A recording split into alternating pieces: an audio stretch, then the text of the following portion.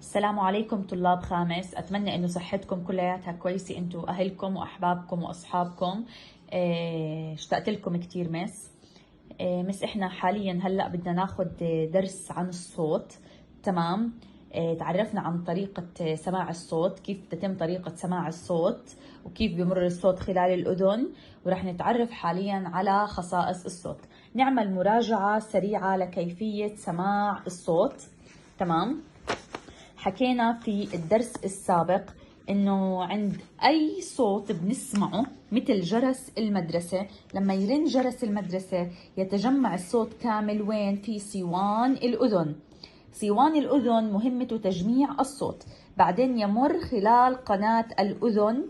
تمام، هاي اسمها قناة الأذن أو القناة السمعية. بعد هيك بوصل الصوت لأي جهة؟ لطبلة الأذن. تمام، تهتز الطبلة.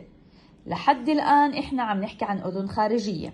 بعد ما تهتز الطبلة بتنتقل الاهتزازات إلى المطرقة، تهتز المطرقة، بعدين السندان، بعدين الركاب. الأجزاء الثلاث هدول، المطرقة والسندان والركاب، هدول عبارة عن الأذن الوسطى.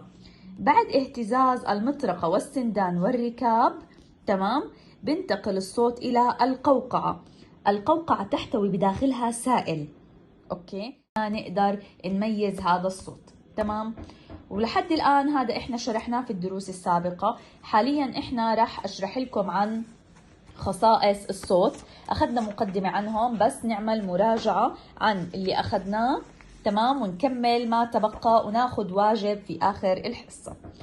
من خصائص الصوت زي ما حكينا درسنا صفحة 50، رح نتعرف على 3 خصائص للصوت. عندي شدة الصوت، درجة الصوت، ونوع الصوت. عرفنا شدة الصوت هي خصيصة نميز بها بين الأصوات الضعيفة والأصوات القوية، بين صوت ضعيف وصوت قوي. درجة الصوت هي خصيصة نميز بها بين الأصوات الحادة والأصوات الغليظة، صوت ناعم وصوت خشن. نوع الصوت هي خصيصة نميز بها بين الأصوات المختلفة. تمام لهون يا مس؟ رح ناخد يا مس أمثلة. رح نتعرف على أمثلة على كل خاصية من الخصائص ال3 اللي ذكرناهم في الأعلى. تمام؟ رح ناخد على شدة الصوت. أول شيء لازم نعرف إنه في حال خاصية شدة الصوت، فإنه شدة الصوت تعتمد على عاملين. أول عامل هو مقدار الاهتزاز، قديش نسبة الاهتزاز ضعيفة ولا قوية. ثاني عامل المسافة بين السامع ومصدر الصوت، بين الصوت اللي عم بيطلع أمامي ووقفتي أنا عنده، سواء أنا كنت بعيدة أو قريبة. تمام؟ مثال عليه، لما تمرق سيارة إسعاف مثلا بجانب المدرسة رح نسمع صوتها كتير واضح. مقابل هيك لما تمرق سيارة إسعاف نقول من بعيدة عني 200 متر، يمكن أسمع صوتها أنا بس بشدة أقل. إذا نسمع صوت سيارة الإسعاف عندما تكون قريبة منا بشدة أكبر. ماشي يا مس؟ نفس الشيء بالنسبة لجرس المدرسة، لما أنا أكون قريبة من جرس المدرسة بيكون اهتزازه كتير كبير فبسمعه بطريقة أوضح. إذا المسافة قلت الاهتزاز بيكون زيادة. مفهوم يا مس؟ إذا ممكن أنا ألخص الكلام اللي عم بحكي لكم إياه إنه كلما اقتربت من مصدر الصوت تزداد شدته.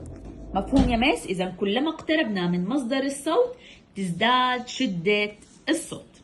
أوكي، ننتقل هلأ على الخاصية الثانية اللي هي درجة الصوت. من الأمثلة عليها صوت المرأة يعتبر رفيع أو حاد، وصوت الرجل غليظ. لما أحكي لك مثلا ما هي الخصيصة التي تميز صوت المرأة عن صوت الرجل، تحكي لي درجة الصوت. مفهوم لهون؟ ثالث خصيصة من خصائص الصوت اللي هي نوع الصوت. مثلا أنا مستحيل يمرق كلب من جنب المدرسة وما أعرف إنه كلب، أقول عنه بسة. تمام، إذا نوع الصوت بنميز بين صوت الكلب وصوت القطة، بنميز بين صوت الحصان وصوت الحمار، بنميز بين نقول مثلا صهيل الحصان وعواء الكلب. ماشي يا مس؟ إذا كل حيوان بنقدر نميز بين نوع صوته. حاليا أنا بدي أطلب منكم واجب اللي هو أسئلة الفصل صفحة 60 و61 و62.